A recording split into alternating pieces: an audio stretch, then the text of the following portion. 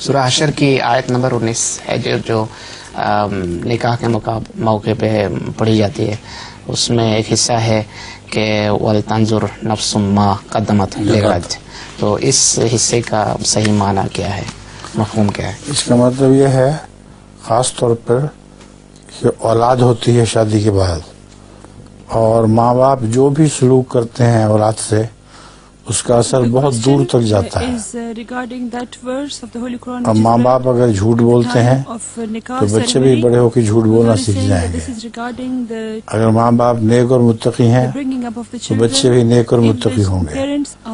تو اس کا اثر ایک بہت دور تک چلتا ہے اور آگے پھر ان کی اولادوں کے ذریعے آگے منتقل ہوتا رہتا ہے.